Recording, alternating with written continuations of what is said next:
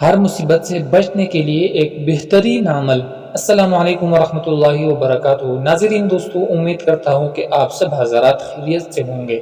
ناظرین دوستو، ہر مصیبت سے نجات کے لیے منہاج الحسنات میں ابن فاکہانی کی کتاب فجر منیر سے نقل کیا ہے کہ ایک بزرگ شیخ صالح موسیٰ ضریر تھے۔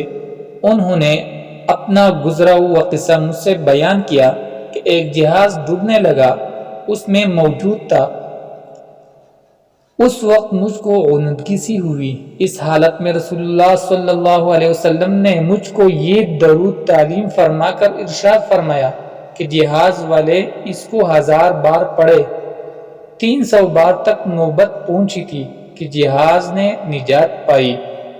درود شریف یہ ہے: اللہم صلی علی سیدنا محمد صلاة تنجینا بها من جمیع الاحوال والآفات وتقضی لنا بها جمیع الحاجات وتطہرنا بها من جمیع السیئات وترفعنا بها عندك اعلی الدرجات وتبلغنا بها أقصى الغايات من جميع الخيرات في الحياة وبعد الممات إنك على كل شيء قدير۔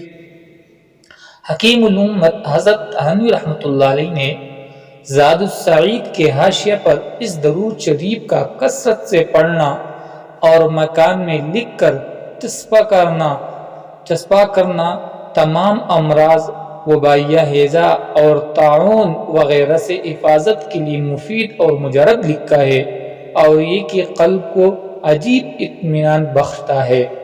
ناظرین دوستو، آپ نے اس عمل کو کرنا ہے۔